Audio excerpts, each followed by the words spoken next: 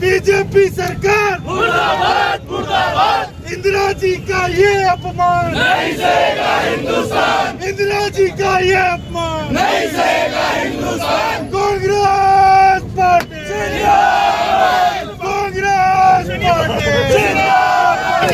हाय हाय BJP हाय हाय BJP हाय हाय BJP हाय हाय BJP हाय हाय। इंदिरा जी का ये अपमान नहीं सहेगा हिंदुस्तान।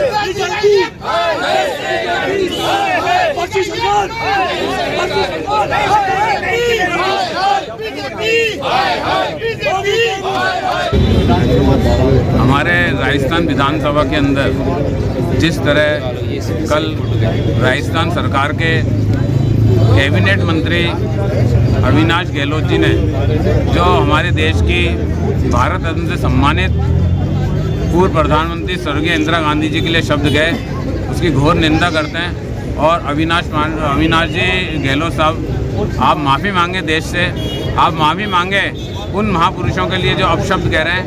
चाहे भारतीय जनता पार्टी की आदत हो चुकी है, पहले बाबा भीमराव अम्बेडकर जी के लिए जो उनके अपशब्द गए, गृह मंत्री अमित शाह जी द्वारा, मोदी जी द्वारा जिस तरह नेहरू जी की निंदा करते आ रहे हैं, उसी तर्ज पर जो है भारतीय जनता पार्टी के मंत्री ने आज इंदिरा गांधी जी की जो उनके लिए जो शब्दों का उपयोग किया है, अशोभनीय है। इस तरह अगर उस शब्दों का विरोध करने पर टीकाराम जी जूली, राजस्थान प्रदेश कांग्रेस कमेटी के हमारे प्रदेश अध्यक्ष माननीय गोविंद सिंह जी डोटासरा जी ने अगर विरोध किया तो उस पर निलंबन करना, उनका इस पूरे जो हमारे सेशन के लिए उन्होंने निलंबन किया, उसकी घोर निंदा करते हैं। उनका निलंबन वापस लिया जाए और जो है गहलोत जी आप माफ़ी मांगें, साथ ही भजन लाल सरकार पूरी माफ़ी मांगे, देश से माफ़ी मांगे कि इस तरह बिगड़े शब्द अगर महापुरुषों के लिए बोले तो कांग्रेस कभी बर्दाश्त नहीं करेगी और हम सड़कों पर उतरकर बड़ा आंदोलन करेंगे। आज क्या किया आप लोगों ने? आज हमने यहाँ अजमेर शहर जिला कांग्रेस कमेटी की ओर से यहाँ जो है जिला कलेक्ट्रेट के ऊपर एक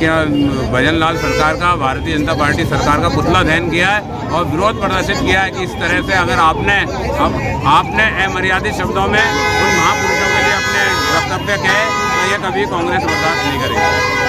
प्रदर्शन किया गया है कि जो विधानसभा चल रही थी और उसी समय अविनाश गहलोत उनका जो मंत्री है, जिस तरह से उन्होंने इंदिरा गांधी जी के ऊपर टिप्पणी की, वो एक शोभनीय विषय है। और इंदिरा गांधी जी जो देश की आयरन लेडी के नाम से जानी जाती है, देश को उन्होंने विकास की राहों पे चलाया, उन्होंने आतंकवाद के आगे अपने सिर नहीं झुकाया, अपनी बलिदान देना स्वीकार किया। उस इंदिरा गांधी के लिए इस तरह के शब्द बोल रहे हैं, शर्म आनी चाहिए इनको। और जिस प्रकार से अगर हमारे कांग्रेस के विधायक और डोटासरा जी ने विरोध किया तो उनको निलंबित कर दिया गया।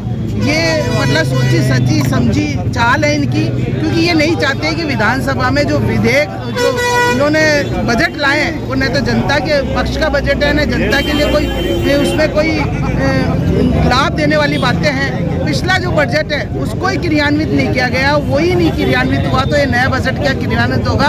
तो इसलिए ये इस तरह से चाहते हैं, गुमराह करना चाहते हैं, जनता को गुमराह करना चाहते हैं। जब तक उनका हमारे विधायकों का निलंबन और डोटासरा जी का निलंबन निरस्त नहीं होगा, कांग्रेस सड़कों पर नजर आएगी आपको इसी तरह से धरने पर। आज क्या किया गया है इसको? आज हमारे धरना प्रदर्शन करते हुए हमने पुतले का जनता पार्टी के मंत्री का, और उसके बाद अगर आगे और आदेश आएंगे पीसीसी से उसी प्रकार से इसमें धरना प्रदर्शन भूख हड़ताल जो भी करना होगा हम करेंगे पार्टी के। सरकार ने जो भागने का प्रयास किया है उनकी कलाई सामने खुल गई है। इस बजट के अंदर अजमेर को कुछ भी प्राप्त नहीं हुआ। इस बजट के अंदर पिछले साल के बजट में 95% के कामों की कोई शुरुआत नहीं हुई।